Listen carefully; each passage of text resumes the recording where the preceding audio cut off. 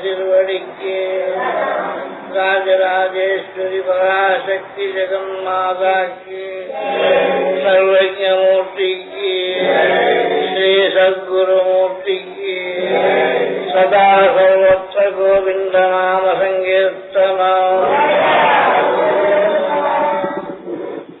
நண்பர்களே, ஆத்ம நேயர்களுக்கு அனைவருக்கும் ஒரு அறிவுரை வேண்டும் என்று பம்பாய் வாசிகள் வந்து கேட்டதன்படிக்கு ஏதோ சொல்ல முன் வந்துள்ளேன். என்ன சொல்வது என்றால் அவ சொன்னதை சொல்ல வேண்டும் என்ற கருத்து. இப்போது நாம் மக்கள் பிறவி, உயரிய பிறவி எடுத்துக்கொண்டு இருப்பதே நினைவிருக்க வேண்டும்.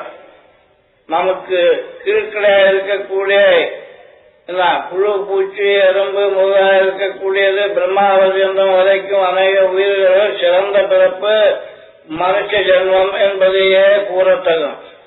அந்த ஜென்மம் எடுத்ததும் அந்த ஜென்மத்தை கொடுத்ததும் துன்பத்தை ஒழித்து இன்பத்தை அடையட்டும் என்று கருணாமூர்த்தி ஈஸ்வரன் நமக்கு அனுகிரகம் புரிந்திருக்கிறார். ஆனா துன்பம் எப்படி ஒழிக்கிறது, இன்பம் எப்படி பெறுவது என்பதை குருநாதன் அருணாதையும் அறிஞருடைய கூட்டுறவாலும் தான் கிடைக்க வேண்டும், சத்சங்கத்தாலே ஆக வேண்டும். இப்போது நாம் சாதாரண மனுஷ ஜன்மம் இருந்தோம், நமக்கு 6 அறிவு கொடுத்து இருக்கிறதை மற்ற கீழ்கூடிய அறிவுகள் தான் 5 அறிவுக்கும் கீழ்பட்ட ஓரறிவில் இருந்து உள்ள உயிர்கள். 6 அறிவை கொடுத்த நமக்கு அந்த அறிவை கொண்டு அறிவை அறிந்து இன்பம் பெற வேண்டும், துன்பம் ஒழிக்க வேண்டும். அந்த துன்பம் ஒழித்து இன்பம் பெறுவதுதான் புருஷார்த்தம் என்பதாக பிறவி பயன் என்பதும் அதுவே தான். நமக்கு இப்பொழுது உடல் ஞானம், உலக ஞானம், உயிர் ஞானம், ஏன் இது அறிவான இப்பொருள் நடத்திலேயே நல்ல ஞானம் கொடுத்து கொண்டிருக்க ஒழிய அறிவற்று இருக்கக்கூடிய 6வது அறிவாக பேரறிவு, அது அறிந்து இன்புற வேண்டும் என்ற நினைவு அது அறிவுக்கு எட்டவில்லை. அந்த அறிவு கிடைத்த பிறகுதான் துன்பத்தை ஒழிக்கலாம், அதே இன்பமாக இருக்கலாம். இப்போ நாம் எடுத்த உடல் ஞானம், அந்த உடல் ஞானமும் சரியாக இல்லை. பசியும் தீனி, மூக்கு, சாக்காடு, இன்னும் கவலை கொள்ளாத இந்த மாதிரி இருந்து கொண்டிருக்க தவிர உடல்ல வெளிப்படையாக கண்ணுக்கு தெரியக்கூடிய உறுப்புகளை கொண்ட ஒரு உருவத்துக்கு ஸ்தூல உடல் என்று அந்த ஸ்தூல உடலையே அசைக்க வேண்டும் என உள்ள கருவி இருக்க வேண்டும். அது சூட்சம உடல் என்று சொல்லுவார்கள். சூட்ச சரீரத்துக்கு ஏதோ இயங்க வேண்டுமையானால் ஒரு காரணம் இருக்க வேண்டும், அதை கொண்டுதான் ஆக வேண்டுவது இயக்கம். ஆகையினால ஸ்தூலம் சூட்சம் காரணம். கண்ணுக்கு தெரியக்கூடிய ஸ்தூலமும் அறிவுக்கு எட்டி யோஜனை பண்ணி சூட்சம் அறிவை கொண்டு தெரிய வேண்டிய அந்த உடல் ஞானமும் காரணமாக ஒன்று இருக்கு என்பதை அறிவதும் அந்த அறிவினாலேயே தான் ஆக வேண்டும். இப்போது ஸ்தூல திருஷ்டி, கண்ணுக்கு தெரியக்கூடிய நோக்கத்தோட நாம் வாழ்கிறோம். கண்டது காட்சி, கொண்டது கோலம் என்ற இப்போ நமது வாழ்க்கை. இந்த கண்ணுக்கு தெரியக்கூடிய உடலுக்குள்ள சூட்சமாக இருந்து என்ன அசைக்குது, யாரை அசைக்குது என்ற தத்துவம் நமக்கு தெரியவில்லை, அது தெரிய வேண்டும். அசைக்க வேண்டிய காரணம் ஏது என்பதையே காரண உடலுடைய லட்சியமும் தெரியவில்லை. இதெல்லாம் உயரிய தத்துவசாஸ்திரங்களை வாசித்தவர்கள் கண்டு மற்றவர்களுக்கு வெளிப்பட சொல்ல வேண்டும். இடையிலே இந்த கூட்டாட்டமாக கூடியது எது பண்ணின பொழுதிலும் ஆத்ம ஞானம் இல்லாவிட்டோமேயானால் ஜென்ம சாபல்யம் கிடைக்காது. ஆத்ம ஞானம் வேண்டுமேனா ஆத்மா ஏது அனாத்மா ஏது என்ற நினைவு ஊட்ட வேண்டும். இப்போ ஆத்மாவையும் அனாத்மாவையும் தெரியாமலேயே கொட்டிக்குளறி ஏதோ கண்ட காட்சி கொண்ட வரலாம் என்று நாமளே வாழ்நாளே வீழ்நாளாக்கி கொண்டு இந்த உலகை எடுத்துக்கொண்டு காலத்தை வீணாக தள்ளிவிட்டு உலகை போட்டு உடைத்து போகின்றது. மீண்டும் மீண்டும் அடுத்தபடி உடலை எடுக்கவும் பிறக்கிறதும் இறக்கிறதும் சாகிறதும் வாழ்வதும் இதுதான் நமது தொழிலாக இருக்கு. அது கூடாது என்றதுனால கருணாமூர்த்தி உயர்ந்த பிறப்பு நமக்கு கொடுத்து இருக்கிறதை அறிய வேண்டும். எந்த உயிர்களும் கீழே பார்த்து கொண்ட உடலோட ஜீவிக்கின்றது. மரவே பற்றி மாடு மற்ற யாவும் நாம் தான் மேலும் மேலும் சுற்றுப்புறம் பார்க்கும்படியாக உயர்ந்த நோக்கத்தை கொண்டு கொடுத்து கொண்டு நம்ம தெய்வம் அருள்மூர்த்தி கொடுத்து இருக்கிறதை பயன்படுத்த வேண்டும்.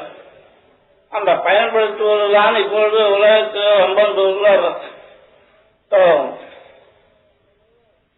சூழ உடலே என்பதே தத்து உறுப்புகளை சேர்ந்து கருவிகளெல்லாம் சேர்ந்து கூட்டுறவான எல்லா கருவிகளும் 24 தத்துவத்தோட சேர்ந்து உள்ளது. அது கண்ணபிரான் கீதாவில் விளக்கினார். ஐவகை பொருளும் 4 கரணமும் குணங்கள் 3 செய்தியின 2 ஒன்றி யாவரும் தீரப்பன் என்றார். அது அஞ்ஞானத்தினாலே இந்த பதவிக்குண்டம் ஒன்று கொண்டு இருப்பதை என்று விளக்கினார் முதல் பகுதியில். அந்த அஞ்ஞானம் நீங்க வேண்டும். அந்த பொய்யிருளாக ஞான பொருள்கள் கதிர்த்த புத்தே கைவளராழி செங்கமனை கருத்துழைப்பாம். அந்த அஞ்ஞானத்தையே அறியாத்தன்மை போக்கடித்துக் கொண்டு அறிவுருவாக இருக்கக்கூடிய அதாவது அறியும் அந்த அறிவினாலே பேரறிவை கண்டு என்பவரும் அந்த பேரொழி அருள் மூர்த்தி சூரிய பகவான் இருட்டை போக்குவது போல அவதாரத்தில் கண்ணபிரான் மக்களுக்கு உலகத்துக்கு தோன்றி விலக்கி சென்று விட்டார் என்பதே சூத்திரத்தினுடைய கருத்தில் முடிவு.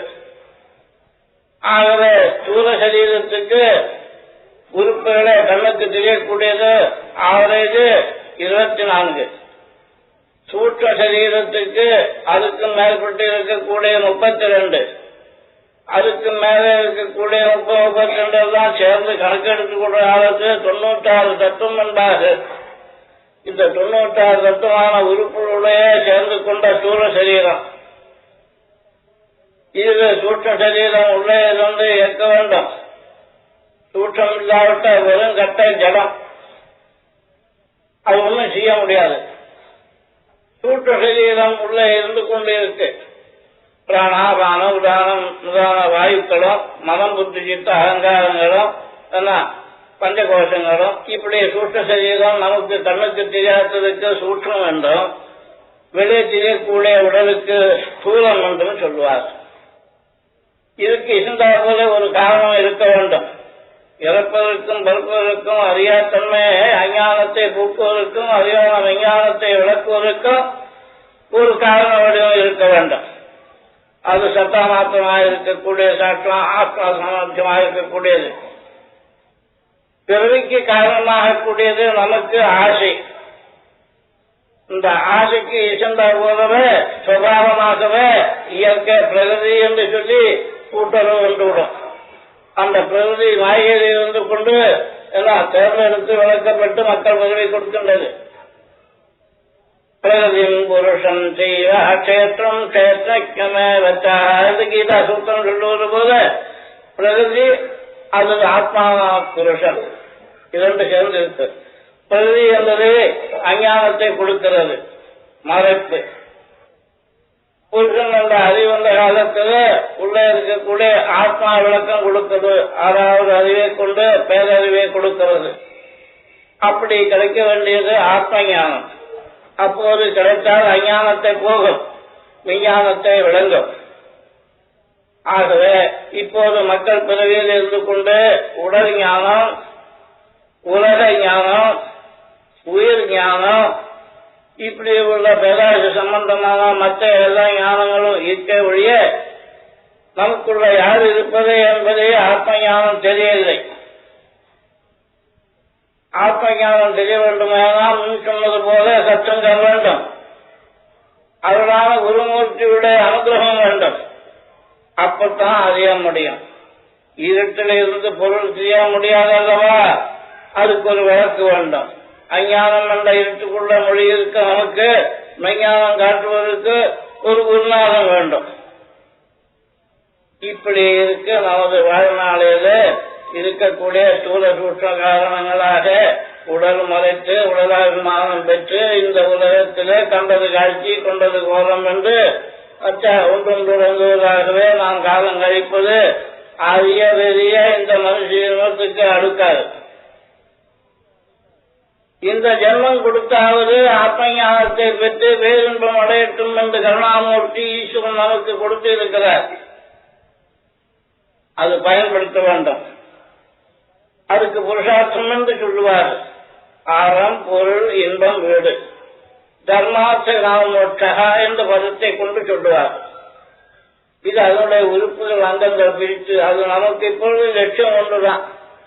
அறியாத்தன்மை அஞ்ஞானம் போக வேண்டும். அறிவுக்கு கூட விஞ்ஞானத்தை விளங்க வேண்டும்.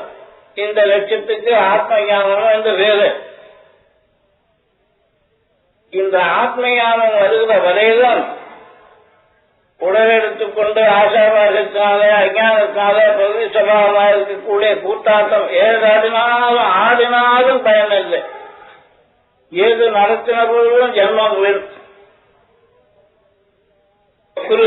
கங்கா சாகர கமனம் விரத பரிபாலனம் அசவாதானம் ஞான விஹீனே ஜன்மசத்தேனா என்றார் ஆச்சாரியர். 3 ஜன்மம் இப்படி எடுத்துக்கொண்டு அந்த அறிவுருவாக்கூடிய அந்த ஞானம் இல்லாவிட்டா நீங்க உலகத்தில் ஏது பண்ணின பொழுதும் உங்களுக்கு விடுதலை இல்லை. ஆத்ம ஞானத்தை அறிவதற்கு தான் ஆறறிவு கொடுத்து இருக்கக்கூடிய உயர்ந்த ஜென்மம் கொடுத்து இருக்கிறது என்று அறிய வேண்டும். மற்ற உயிர்களுக்கெல்லாம் 5 அறிவில் இருந்து கொண்டு ஓரறிவு ஈரறிவு முதலாக இருக்கக்கூடிய அளவுக்கு தாம அறிவு கொடுத்து இருக்கு. நமக்கு 6வது அறிவு ஒன்று கொடுத்து இருக்கு விசேஷ ஞானம் அடைவதற்காக.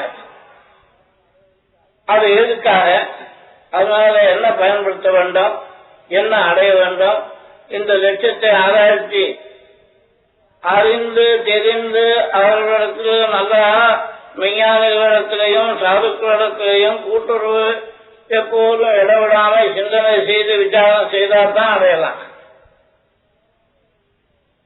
பேராசையை ஒழிக்க வேண்டும். பேராசை ஒழிந்தோமேனா கவலை இல்லாம இருக்கலாம், மனம் சலிக்காத கலங்காம இருக்கலாம். அப்படி இருக்க வேண்டும் என்றுதான் ராமருக்கு வசிஷ்டர் போதனை செய்தாராம். சந்தோஷே பரமே லாபம் சத்தங்கம் பரமந்தனம் விசாரம் பரமம் ஞானம் சமஸ்த பரமம் சுகம் என்று ராமர் சக்கரவர்த்தி பட்டத்தை விட்டு இந்த மகர்ஷி கூட்டத்தில் காய்கனி கொண்டுகிட்டு காட்டுக்கு அழைக்கிறார்களே செல்லுகின்றன ஒரு கவலை வந்த போது குலகுருவாகக்கூடிய வசிட்டு ராமருக்கு உபதேசிக்கிறார். நீ கவலைப்படாத, சந்தோஷ வடிவமாக இருக்கக்கூடிய ஆத்மா அறிவு வடிவம் எப்போதும் சந்தோஷமாயிரு.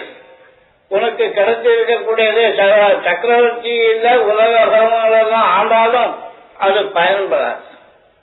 இந்த சத்தங்கம் இதுக்கு மகளுடைய கூட்டுறவு, இதுக்கு மேல உனக்கு கிடைக்க வேண்டிய தனம் அது. சத்தங்கம் பரமம் தனம்.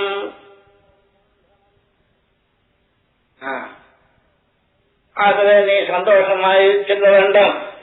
சச்சங்கமாக கூடிய இந்த மகர்ஷி அழைப்புக்கு செல்ல வேண்டும். விசாரம் பரமம் ஞானம்.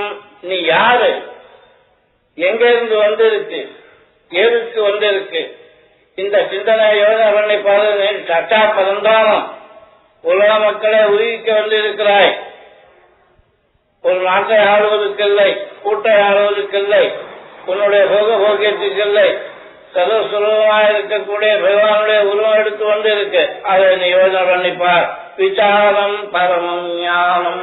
அப்போது உன்னுடைய நிலைமை தெரியும். அப்போது உனக்கு சாந்தி, சமஸ்த பரமம் சுகம். அதுதான். இதனால கவலைப்படாத. மகிழ்ச்சி வந்த அழுத்தத்துக்கு வனத்துக்கு செல்ல வேண்டியது உன் பொறுப்பு. செல்லு.